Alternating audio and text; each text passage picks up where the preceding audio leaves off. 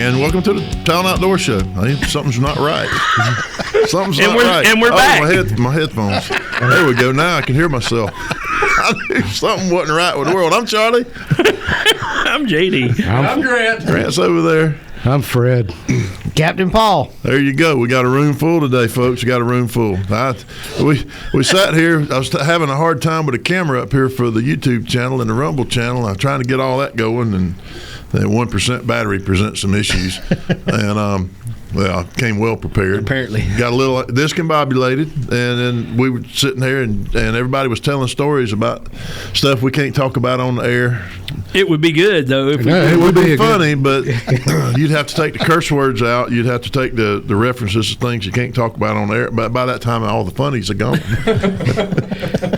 Well, what was funny about it? Well, it was all the things we couldn't say was funny. Yeah, unfortunately. They're good stories, man. Some of the people that we encounter in our lives, especially Fred, and I don't know about Captain Paul. You probably have fishermen ain't that interested, or maybe they are. I don't know. That's right. But Charlie and I have met interesting folks over the years. If you don't know a character, then you're the character. That's right. This is a fact. Yeah. I don't know anybody like that. That's because you're him. I don't believe I know nobody like that. You do. You look at him every day. That's kind of like my stepdad, Robert. You talk about the character.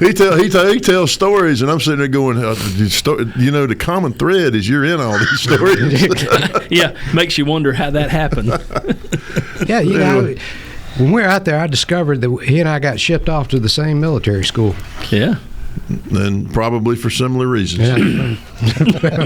And look at y'all now. Pillars of the community. Yeah.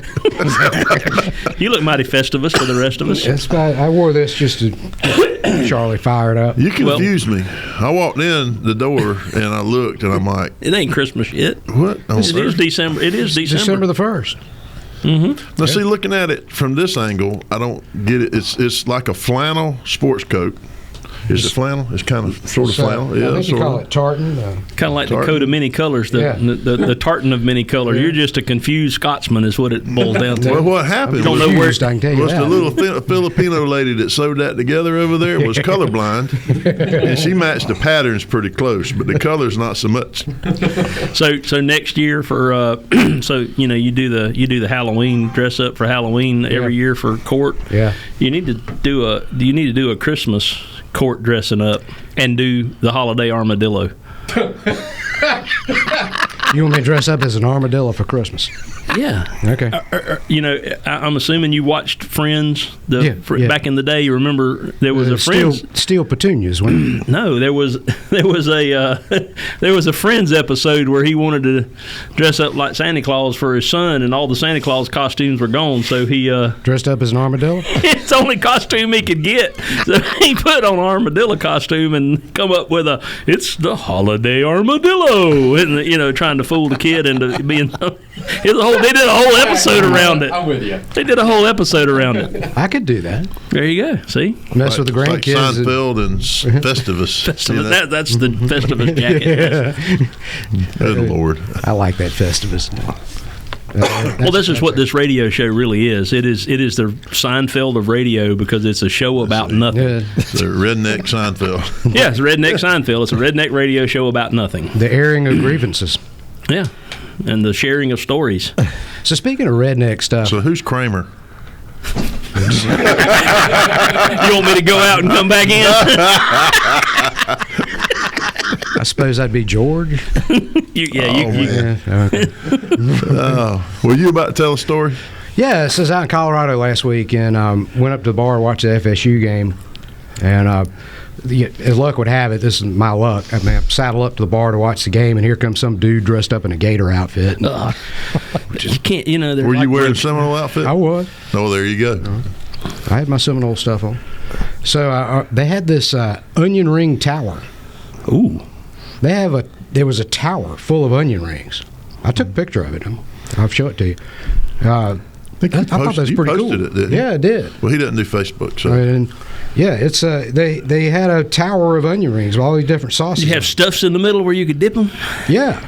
You have my attention. You have my full attention, sir. It was good looking stuff. So it's like a one of those. What's A bloomin' onion. Bloomin' onion. Bloomin' onion that ain't. So check it out. Cool. Oh yeah, I remember seeing that. Yeah. I can make Well, one of I them. only see one sauce. Is that marinara? No, there's a green, some kind of avocado maybe sauce, course. and then there's You were some out other there. kind of sauce.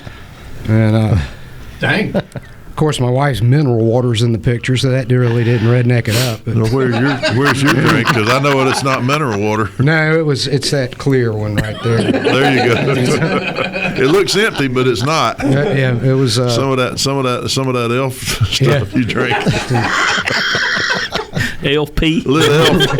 Elf P. Lit elf. Yeah, Lit Elf. That's That's it. from a prior show, folks. Lit Elf. Yeah, and of course they got legal weed out there. People, I probably would not people enjoy are myself. on. There are a bunch of high stone people on the ski slopes. So, Mr. Attorney, let me ask you a question. Yeah. So, if you go to a state where weed is legal, Yeah. I'm trying not to get tongue tied on it. There's too many sounds in there. So you go to a state like that, or you travel overseas, Sure. or something like that, and you consume said weed, Yeah. legally, Yeah. but then you come back. Yeah. Work makes you pee. you fail a urinalysis, random drug test, or something at work, or Yeah. you're so what happens? You're fired. So your contract, this legal, your contract with your employer is that you can't consume this stuff. You can't show up with this in your system. Right. I mean, you could tell them, an employer, at will, we're an at will employee state, employer, employee. And so if your employer says you can't consume, whatever substance, it could be any substance. You can't drink Coca-Cola. And you violate that, that's your contract. That you go into that employment Knowing all that. that you can't consume that. So no, you can't go out there and smoke like Pilot, for example. Yeah. Yeah. I would. I hope. I hope not. Hey, I want the Denver route. I read some stories. I'll do the Denver route again, and tomorrow too, maybe. And sleep us So I off. just wonder how prevalent it is. Let's say if you go to Vegas right now and you walk down the That's street. why I hate going to. And I tried to explain that to somebody. Tommy Campbell from Safari Land came by and visited. Yeah. You going to SHOT this Show week. this year? And first question, Nope. y'all going to SHOT this year? Not if I can help it, Tommy. Well, why not? And I was like, man, I can't deal with that out there. And he goes, what are you talking about? I said, you can't go outside out there. He goes, well, I don't ever go outside. I stay in the booth and then go straight to the room and go out there. I was like, Because you're old, Tommy. Yeah. Next time you go outside, I said, go outside and see if I ain't lying to you. I said, you cannot walk out the door of a motel or casino or whatever without just getting it. It's just like somebody took a fan and blowing it in your face. That's all you smell. I mean, I'm boarding the plane in Denver, and I'm walking. You got that little space as you're getting on the plane with the air coming through. Somebody was smoking weed around there. Probably the guy putting your luggage on. It probably was taking a break. And the cockpit was open, and I look in there at the pilots. I said, "You guys smoking weed in there?" And they were like, "Sir, that is not a funny joke." And I'm like, "Well, I thought it was." But It was funny to me. The stewardess just laughed, Chief. the kids laughing over there. I mean, Funny to me. So my question, I guess my thought is so as prevalent as is in society today. I mean, you can't get secondhand drunk. Okay, somebody's drinking next might to you. around me. There's some fumes there sometimes, but you can be in a room. I think they call it a contact high, Charlie. Yeah, I mean, yeah, that's what Toby Keith that's what he sang said. about. Yeah. So if that were the case and you were to test positive, is there a way? I mean, you're still fired. Yeah, you would be. I mean, I get a lot of people come in and tell me, they're on some kind of pretrial release, and I was around somebody that was. I was sitting in the front seat next to somebody. That goes back to those weren't my pants defense, which I have heard. I've heard that multiple times. I've actually had it work. Not my But pants. it's not my pants defense. It's not my pants. The jury, and I'm looking at the jury like, you idiots. I mean, we served a search warrant one night. We patted him down after I saw him put the pants on, and just a random. There were several on the floor there in the room, but we'll be back in a minute.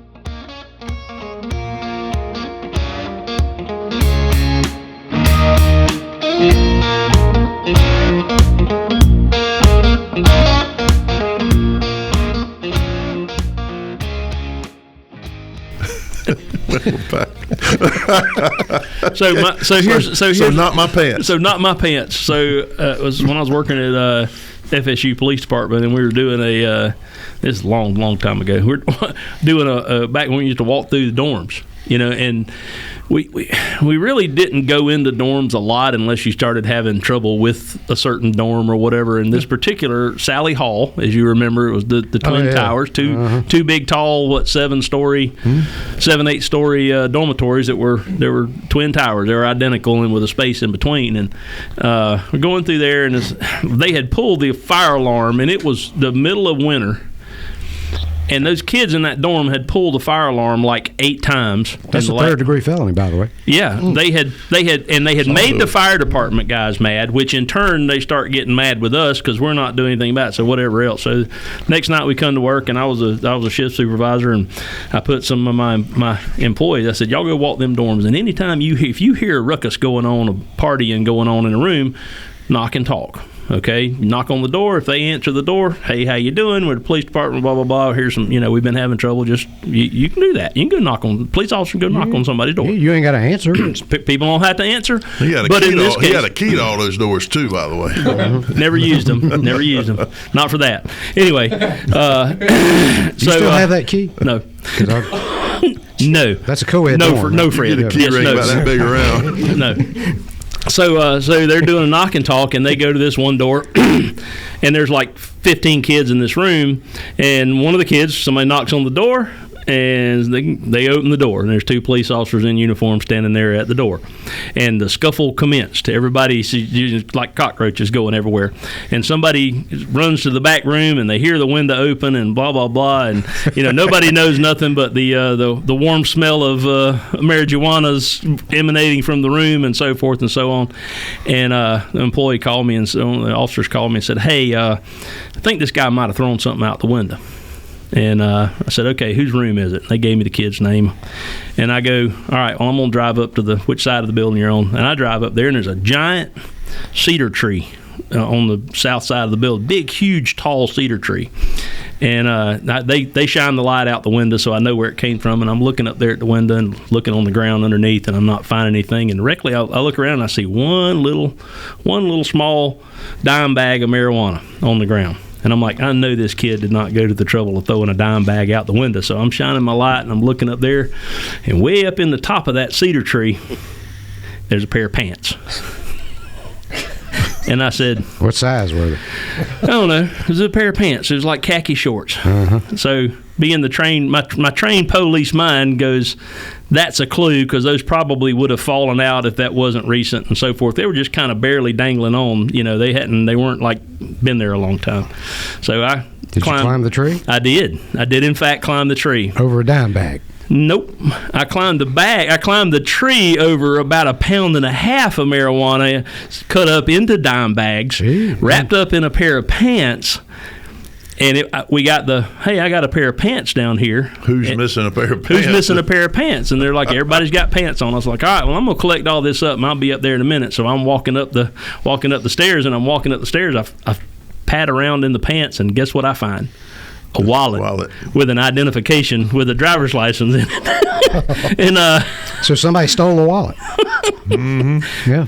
So when I get up there, I'm like, whose pants are these?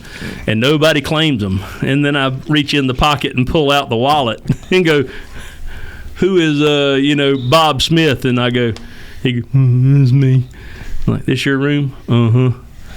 Now, see, Bob should have had enough sense to go, thank you so much for finding that wallet for me. That thing been stolen for weeks, and I've been looking for it.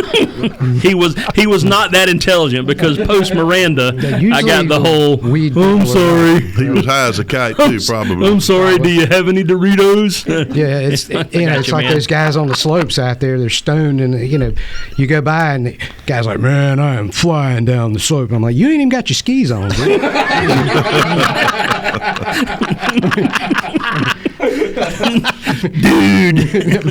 the dumbing down of society. All they're doing is taking the stuff that's illegal, and they're making it legal everywhere. So now you just look at them and shake your head, and you can't say, well, I'm gonna call a cop. I can't. Oh, yeah. I mean, I watched a drug deal in a Wendy's in town not long ago, and it was a guy who had a medical marijuana card walked in and handed and swapped gave some weed that he got at the dispensary to a guy that was sitting there, and I got on their butt. No, that they doesn't smelled of weed. That doesn't and I got happen. my kids sitting there eating, and I got on his butt. I go, That dude, does not happen with medical marijuana, Charlie. No, they telling don't you. do that. Hey, They never and he goes, and the other guy that he gave it to goes, he has a marijuana card. And I said, You but don't. you don't. I said, and I just watched a drug deal. And he goes, oh, I'm sorry, man, we'll leave. it's pretty blatant out there now. And it's only going to get worse because it's, and I'm not opposed to the medical marijuana things. It's the fact that, I mean, it does have therapeutic effects for people, and then But I mean, the lazy you can people go in just there become now and lazier. say, "Look, I stubbed my toe. I need a weed card," and they'll give you one. Oh, well, I'm not saying that it's as restricted as it probably should be, because it should be more restricted. But it's kind of like anything else. If you I guess what need bothers those me about it services. is if you go downtown, downtown Tallahassee. Right. Yeah, you were It down smells there like with me weed down there It now. smells like weed. Yeah, it smells like weed there. You and I were leaving the courthouse, Going out of the courthouse. and it smelled like weed on the back walkway of the courthouse I mean, in that- Leon County. That parking. He just pled out to possession, I'm sure. Hey, you know what the fine is for felony possession of weed? No. $420. I don't know who did that, but They only do the cases in the afternoons, I'm sure. Yeah. Last case of the day. yeah, you see them. They're the defendants are in that parking garage across the way, and they know they're going to go to jail, and so they're taking one last toke before they head in, I guess. But I just want to go set up a snack stand with just one of those coin operated machines that take dollar bills and credit cards. It's got potato chips and snacks in it. And put it near all the You make marijuana a killing. dispensaries. You And make a killing.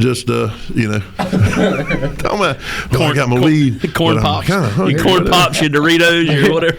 yeah, what is it? Funyuns? Man, I like Funyuns. I like Funyuns too. I mean, Does that make us weird, Fred, that we I- like Funyuns? my wife thinks it's weird, but I mean, You serve you a Onion flavored tower. onion flavored air. yeah, but it's good. I mean, we'll probably have some for Christmas dinner. I mean, I found out why you like Stoli Elite. why? I read an article. Oh, you actually looked it up? Yeah. No, I didn't look it up. I just one of them happened to punt it. They're talking about the quality and the differences of. I'm not a vodka guy, so I don't know. It's good. It's 100% wheat. Mm-hmm. And that's what makes your Grey Gooses and your higher end vodkas different from your lower end vodkas. None of it actually apparently is made with potatoes, because when we was a kid we always called it that potato whiskey. No, it's weird. It's the number of times that it's distilled that and makes it cleaned smoother. And that's there used to be one on the Filtered. market called Precise, and I hadn't been able to find that for years. But those your higher end vodkas. Multiple filter runs and so Yeah. forth and so on. It's kind of like mine and Charlie's whiskey. They run through charcoal a bunch. So Yeah. Same thing. I filter it through my teeth. Yeah. Triple filtered. There you go. No, I like me a good vodka, man. Matter of fact, I'm starting to crave some now. I was going to say I could help you, but Got to put a bar in here. I went to an event last night that was pretty cool. How much time we got in this segment? Oh, about 4 minutes. Okay, we got time to tell the story. So I got invited. Sam Ard, who's a lobbyist and an attorney that goes hunting with us in South Dakota. He was there year before last. You remember Sam? And so Sam's been part of Florida Cattlemen's Association and all this stuff for a long time.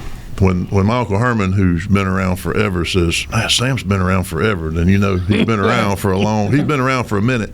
He called me up today and said, hey, you want to go to the Cattlemen's Association dinner? It's never in North Florida. It's always wherever, it is, but it was in Mariana at the Bar R Ranch, which is an event place over there. They got a little rodeo center, and they got a big a venue people get married at and all. And so, sure, I'll go. And so I get there, and the Commissioner of Agriculture is there. Wilton Simpson. Got to talk to him. and his chief of staff, and he may even come on the show to talk about some stuff in the coming period of time, as long as we can stay somewhat respectable. They're gonna lock me in so the there's a back room. 50-50 shot. Yeah, that's a you tough. might not be here that day. That's a tough pull. That's a tough pull. So I'm standing there, and there's a big double doorway, and this is where you go into the dining room and all. That's a really nice place, and I'm just kind of staying out of the way, talking to there's a bunch of people I knew. I went there, I didn't think I know anybody. Ended up my cousin, the clerk of the court, and this and that, and then the sheriff showed up, and so I had to stay sober and act right. And so I'm standing there holding a sweet tea in my hand, and all of a sudden somebody invited, okay, we're going to have everybody gather up right here, and I ended up being right there, like 3 feet from where everybody was talking, which is not where I wanted to be, but then I want to be rude and walk away, so I'm just kind of hanging out there. And so the commissioner talks about some stuff and does his thing, and a guy comes out who has been preparing the food with one of the farms, the caterers. He says, well, all right, we've cooked and got everything, and the wives have done the dessert, and everything's got, all this kind of stuff, and and we're clapping hands and all this stuff, and so he says, and we cooked this brisket 2 weeks ago at the such and such event, and it was really good, so we're going to have the same brisket tonight. 2-week-old brisket. And everybody in the room got real quiet. Everybody got real quiet, and there was a stillness across the room, and it was unsettling. It was a little awkward, and you saw some people roll their eyes. Their eyes were turning. They're thinking, "I'm eating leftovers. Did they freeze it, or did they?" And it was quiet for an unusually long time. And then a guy that was cooking with him goes, "Oh no, this is new brisket. This is new brisket." And then this collective sigh went across the crowd, and everybody's, whew. It was going to be real awkward up there when people were getting their plates and the brisket sitting there going, why ain't anybody eating the brisket? The brisket show is dry. I'm scared of that brisket, but me too. we got that new brisket. It's like new money. Yeah. All right, we'll be right back.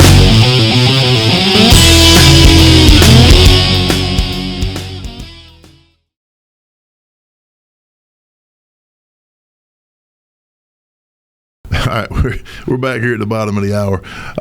So new brisket. I tell you what, that was funny, and but my thanks go out to the Malone FFA. They were serving there, and then we had friends there from FRM Feeds, and we had there was just everybody in the world was there, and what's Pat Durden? Pat Durden, yeah, and but it was a cool night. I always like going to those kinds of things. And I'm the least. I probably fit in the least there because I don't raise cows, and everybody else was. You got all these ranchers and stuff from all over the place. There was the gentleman who's going to be president in a couple of years. I got talking to him because Sam was introducing me to all these people. I don't know why they thought he was introducing me to them because I'm nobody, but they were coming over there. Sam's a super nice guy and want to make me feel at home. But I got to talking to the gentleman who's going to be president in a couple of years, and he's from Central Florida somewhere, and we got to talking and talking about deer, CWD, and what's going on in North Florida, and hopefully it won't get down there to them. Hopefully we've stopped it up here, but he started talking about what was that? Is that the same thing as the stuff that the midges spread? And I went, I'm not sure what that is. And he pulled it up, and it's some long word, and Blue it had hemorrhagic something in the leather. And then so I came in here a little while ago. You said midgets? No, it's midges. Midges. It's a bug, and JD says okay. it's blue tongue, and I said he Googled it, and last night we read about it, and I didn't see anything about blue tongue. And JD Googled it, and it comes up, and that's what it is. It's spread by midges. So if you see midges running around in the woods, you might not. So don't let them bite you. Don't let them bite you because you fly fish with midges. Also, those. Yeah. Yeah. Well, if you know one well enough to take him fishing with you, you would. Midget tossing. Midges. These midges are too small to see. I think they got wings and fly around. They'd be more like fairies, but they call them midges. I thought that one on the airplane. Blue tongue tends to be bad in years where they have dry summers and the water holes water holes, the places where the deer are drinking, get down to a small pool. Can a person And it concentrates the midges that live in the water. Yeah. It's just the same thing you're fishing with or talking about fishing with, just a different variety of them. Yeah, it's artificial midget. Yeah, I understand. Yeah. Just stop there, Fred. Stop there, Fred. Yes. I'm gonna give you the hand of stop there, Fred. We have probably offended little people all over the place, but Can you call them little? Well, they are little people. Well, what are you supposed to? I don't know. What is the Little politically little correct people. term? When I was a kid, you called them a, Well, we called a lot of things back then. You can't anymore. Yeah. Well, But anyway, so when the watering pools get smaller, it concentrates the midges, and they bite the deer and transmit this. I can't pronounce what it's called. it's but blue tongue. The common vernacular is called blue tongue, and That's because rednecks problem. can't say those big words Right. like that. Can a person get blue tongue? No. It's only ruminants. I wonder what Ruminants. There's and a cattle. rumor. There's a rumor about somebody getting it. I think cattle can get it. Certain and non-African species ruminants, deer. Don't stop. Apparently, the antelope can't get it. Like in some states, you have the high fence stuff that you have African game living in the high fences. Well, there was a girl I dated in college had a blue tongue, and I'm wondering. It's not her, Fred, and Okay. she probably wasn't midge bit. She drank an icy. Yeah, A slushy? yeah, or ate a Smurf.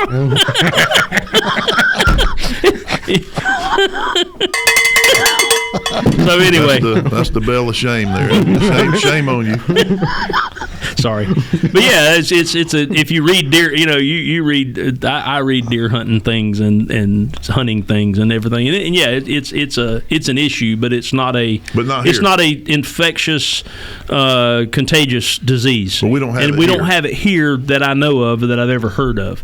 In Florida, you don't have concentrations of water due to drought because there's water everywhere here. Yeah. So Well, here lately it's been this, but we don't. yeah, but there's still plenty of water everywhere. But Creeks and those such. midgets are not indigenous to this area, so we have to. Maybe not. We'll be right back. An indigenous midge?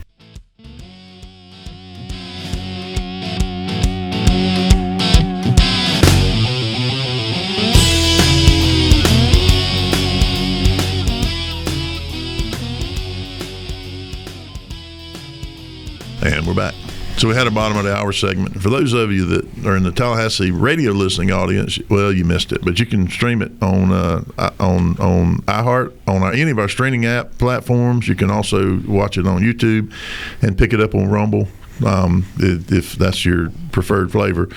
However, you will not get the video because Charlie was too stupid to push the button right here on his phone. You got it recorded now? It's recording now because I can see it going 33, 34, Yeah, 35. sure enough. But y'all are supposed to help me check all this stuff. He was showing that thing out in South Dakota in the paddy wagon. Huh? The phone?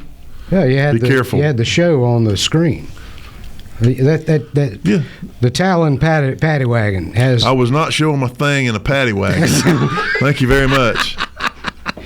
The connotations there are just too so we were in the van. We were in the limo van. I knew where Fred was going. I knew where you were, and I knew what And you were on the thinking. screen and on the TV, I was streaming our YouTube channel Yeah. on the screen in the van. Yeah, Thank you. That's what I was trying to That's say. a better way of that's the saying first it. time I saw the show on YouTube. I hadn't seen it before on the show. And I asked you if you'd seen it because I had done stuff on there to make fun of you, and you hadn't seen it. You didn't take Well, I mean advantage that of happens it. every day. So, yeah. Well, Fred, you are an easy target and to make fun of. I mean, we enjoy it. You with take this- it well. You think so? this, It's all this good. jacket makes Anybody that wears costumes to court and then goes in public with a jacket like that is asking for Ridicule said humor to I'm apply to him. looking to start a fight. I got with a midge. Yeah, with the midge. That almost happened at the airport. There were two of them in the concourse train. They were getting frisky with one another and getting a little too close to me. And Good Lord. had this big dude behind me kept pushing me into him, and I was traumatized, triggered. well. Just leave it alone, Charlie. It goes way downhill from here. I've heard the story. It goes way downhill from here. Let's just stop right there. Because he's talking about completely something different other than blue tongue. I about had a blue tongue after watching that. I mean, anyway, Fred's just glad we're talking about somebody shorter than him. That's all I've got. That's all I'm saying is he's. What are you doing over there? I don't know. What was that? The ghost of my bag fell down. The ghost of Talon. The ghost of Talon Tactical Outfitters knocked his bag off of his. Oh yeah, we got a new picture on the wall. That's I will put it on the video. An unidentified individual peeing on the fence post or the power pole that says no trespassing. Well, that's a professional gentleman with a professional career. We won't say his name. And we were just getting ready to go walk through that grass that's right there behind us, right behind that no trespassing sign. I had to get that one framed. I had to get it. So that brings up a point, and I did want to talk about something serious on the show today. Was all right. So I was at this event last night, and I got looking around. I got thinking. I carry a gun everywhere I go. You carry a gun everywhere you go. Mm-hmm. Fred, you carry a gun a lot. Yeah, I got it in my pocket right here. And there's certain places you can't. There's certain places you can't. And I got to thinking, looking around, and I'm in a room full of conservative, agricultural ranchers, farmers, people who are. I would say every adult in that room owns a gun. Okay. Oh, without a doubt, every adult, women, men, everybody in that room owns a gun. Mm-hmm. I'm pretty good at picking out whether somebody's got a gun on them because this is what we did for a living. And I don't think I saw signs of too many people that would be carrying. Either they were carrying very well, or not at all. Not at all. And a lot of people, based on what they were wearing, I could tell they weren't wearing anything. Now, they might have had a gun in their pocket, a small gun in their pocket or something. And it got me to thinking, ruminating, on how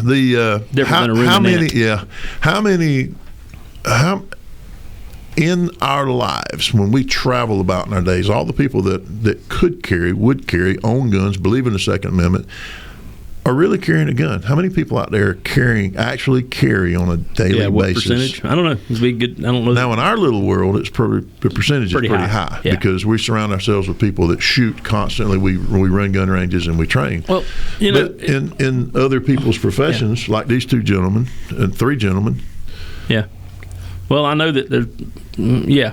So now I can tell you that in the defense lawyer world. Most defense lawyers, at least in this area, have guns in their office. You can't go in the courtroom with them, but you can't. No, but you get some people coming in the. Well, you're dealing with bad people most of the time. Sometimes they're just wrongly accused. What about people? Just people you know in the community. People I know in the community that if I was to go to a typical party that I might go to, holiday party. I'll probably be the only one in the room with a gun. Yeah. Grant? It varies. Depends on the environment. Usually, it's pretty high, but then say it would depend on the environment, probably. I don't know. Paul? I forgot you didn't have a microphone. Yes, I've had. There, but I'm just going to commandeer it from Fred. Okay. It's probably a good thing. I've had several people bring personal firearms with them on the boat. Mm-hmm. Not a bunch compared to how many people I've taken, but all my friends have guns. Okay. But do they carry them? But do they carry them? Everywhere they go. If you call carrying them in your truck, they carry them. Therein lies my concern is you got all these people that they have guns in their truck. That's the thing. Like Fred said, a lot of defense attorneys have them in their office. They might put them in their vehicle. Okay, but as far as going to the grocery store, going to the theater, going to the mall, going into public and carrying a gun where something is likely to happen, because that's where the shooting is going to occur, is going to be in a store they're going in to pick up a six-pack of beer and somebody robs the store and shoots everybody in there. I mean, if you look at what's going on, at the bus stop, walking down the street, there's so many things that go on in the world today. And people say they're prepared. Yeah. I have I'm a gun owner. I have a gun, but what you gonna do when you don't have it? commonly make the comment that if I go to the mailbox, from my house to the mailbox and back, which ain't all that long of a walk, 50 yards maybe, I have a gun with me. I carry mine to go take the trash to the road. Right, and people kind of give me a look sometimes like, yeah, whatever. I'm dead serious. If I walk out of my house to go to the mailbox or to mow the grass or to whatever, I have a gun on me. I don't go out of my house, as a general rule, without being armed. And people kind of look at me funny, like, what are you scared of? And it's not that I'm scared of anything, but within the last, I won't say it's probably, 10 days, 11 days, 12 days ago. You can look this up. There was a gun store owner.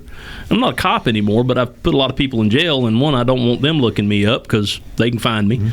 But there was a gun store owner somewhere, I think in Michigan, that got kidnapped, taken to his store by the kidnappers. They followed him home. They kidnapped him at his home or somewhere near his home. Kidnapped him, took him back to the store, and stole 120 firearms out of the store. Yeah, I think. Did they take him back to the store? Or I thought they got the code. I think they took him back to the store. Went back had him kidnapped. But the point is, he thought he was safe at home, right? When he wasn't.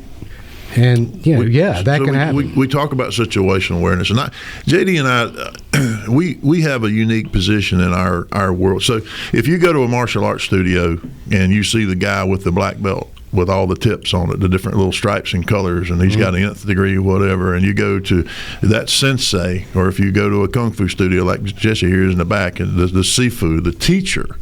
Well, in the world that we live in, that's who we are. And it's not to brag or anything, but we've got all these years of experience. We train, we teach, we do all. We live at that end of the spectrum. But when we walk around in the community and we look, yes, we have the ability to protect the people around us. We have the ability to do it. But I see so many people that could and would be there. And so when my family goes out, and it concerns me that the people who are capable of defending our community, people who are capable of defending. Look at what happened in Israel, and the terrorist stuff is coming here, folks. It's coming. They're coming in over the southern border on a regular basis. It's already here. And the thing is when's it going to kick off? And you are roaming around out there in public, folks, in Dothan, Alabama, in Bonifay, Florida, Marianna, Tallahassee, and you don't have the tools that it's going to take to protect your family, and that concerns me. We'll be right back.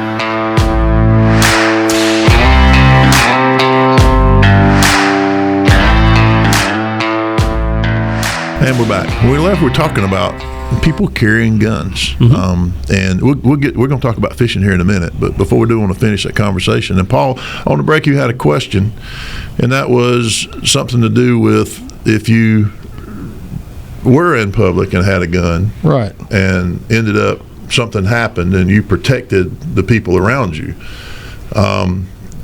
What happens? Right. Is that basically what your question was? Yeah, legally, what do you? Okay, well, in Alabama and Florida and Georgia, you have stand your ground laws, which is something Fred can speak to. But it's if you're in public and you're in imminent fear of death or great bodily harm to yourself or someone else, you're afraid something's going to happen to someone nearby, or you have the right to stand your ground and meet deadly force with deadly force if a reasonable person believes that it was necessary in the circumstances. Is that about the gist of it, Fred? It's just it's common law. They call it defense of others, and you're entitled.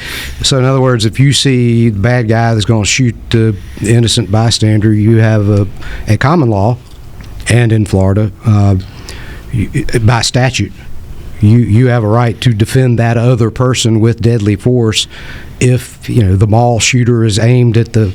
That's exactly what happened. What was it, about 6 months ago? There was a guy in a mall, and I want to say this is... it was a little more than that, but yeah. Indiana. Yeah. Yep. Another stand-your-ground state. Guy who had no law enforcement, no military training. Right. He just made a phenomenal set of shots. He did. Well, he'd taken the class at Talon Range. And, he had not. He had not. He in fact had not. We don't know the young man. And, he had it was a 380, I think. And there was a mall shooter.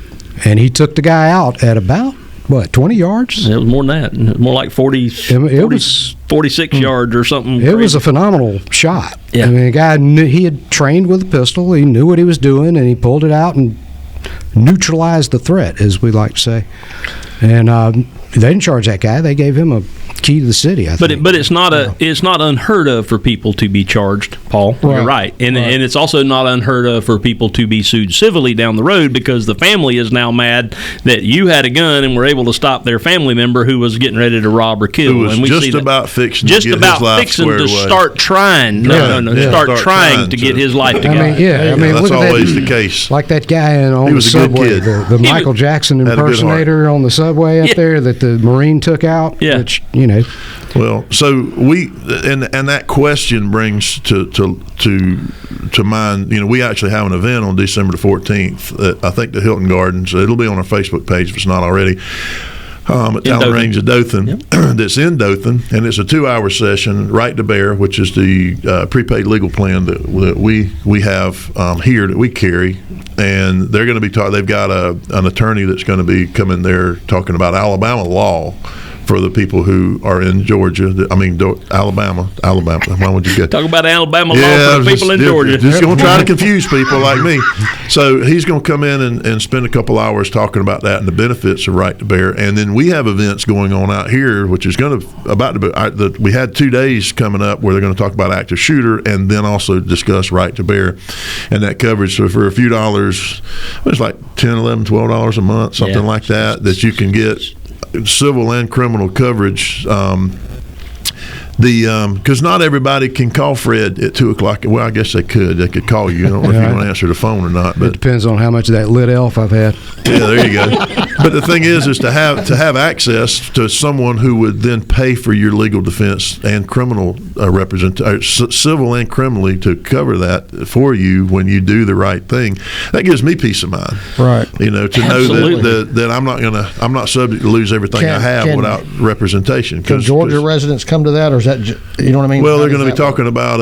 You could come. You've got to Specifically register. Alabama law. But it's going to be talking about Alabama law, which is very similar to Georgia law, which is very similar to Florida law. Okay. The Castle Doctrine, Castle Doctrine and Stand Your Ground is, correct me if I'm wrong, Fred, very similar because it's based on common law, right? Yeah, the common law handed down from ancient England. And Pretty much, if somebody's breaking in your house or into your vehicle, there's a presumption that they are doing Breaking so into your attempt. vehicle if you're in If you're in it, yes. Right. Thank you for correcting yeah, that. you can't shoot the guy in the driveway as much as I wanted to, but Yeah, I have to answer that question an inordinate amount of times. Can I shoot somebody trying to steal my car? No. No. Is it- Not unless you're in it. And well, can I go jump in it real fast and then shoot him? Would not recommend that. That is called creating your own exigencies. no. You shoot the guy and then you drag him in your house. That's called contaminating a crime scene, Fred, and that's strongly discouraged also. Make sure you watch a few episodes of Dexter so you can get away with it. Out of Midway? We do have some events coming here. We posted one this week on the 5th, and it 75 people, and it filled up in about 20 minutes. Really? And we posted another one on the 6th, and it filled up in about 30 minutes.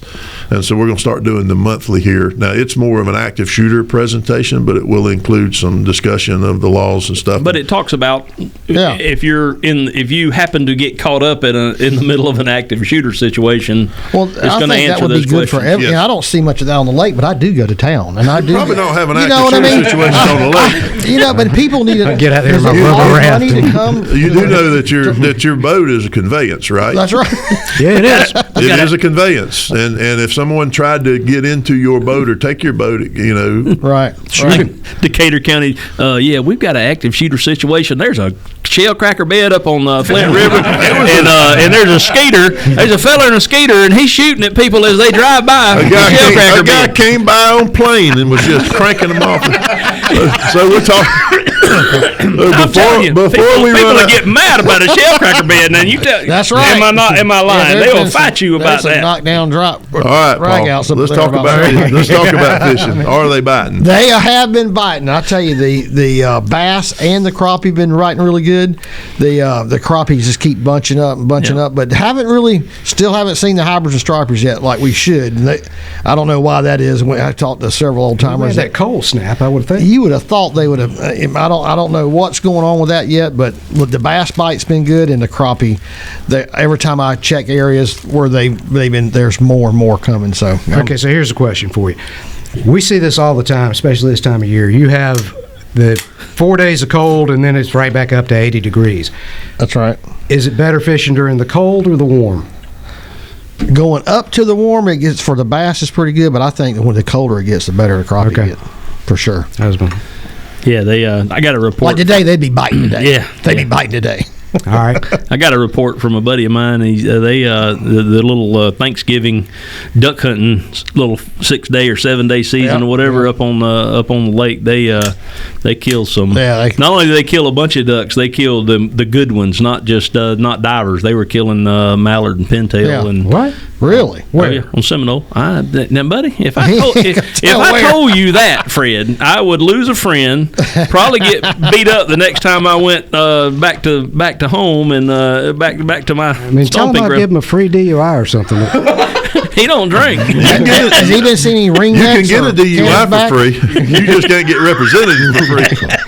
Yeah, they kill some ringnecks and stuff too, but they were passing on the ringnecks because they were limiting on mallard, pintail, and teal on Lake Seminole.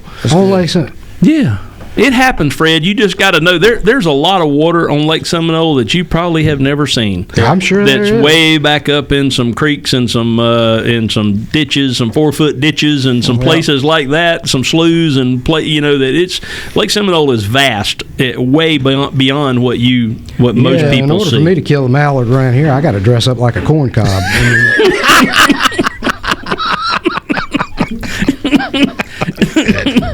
Golden decoy. Sitting out there with the sprouts coming out my head. What you do is you paint yourself like you get some brown paint and you paint it, and then you put little gold speckles all over it and just go lay down out there and be real still. It was a bad year. It was a drought year. That's why that cob was so short. He walking around. What happened?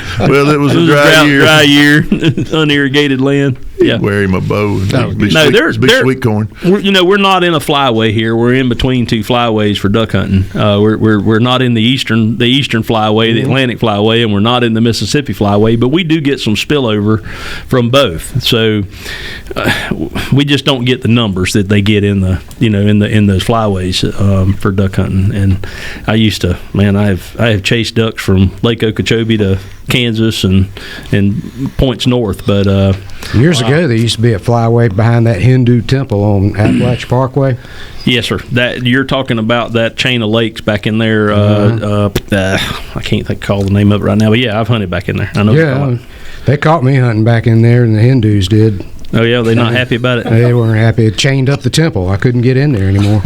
Oh, is that why that chain went across the parking lot for so long? That's why. You were parking in there and walking into behind the Hindu temple. There's a name for everything out there. I'm walking out of the swamp. It's killing me. What is the name of that lake that split by the train? Lafayette. Lake Lafayette. Yep. Yeah, I came walking out of there with a bunch of dead ducks and gun. parked in their parking lot. And Hindus taking a look at me and like, I bet they got sideways. Oh yeah. Not only that, my truck was broken. At the time, my wife was driving a Mazda Miata, and I was hopped in that thing with a shotgun. And good Lord, have mercy. It was a sight to behold. All right, you are a sight to behold. See y'all next week. All right, bye.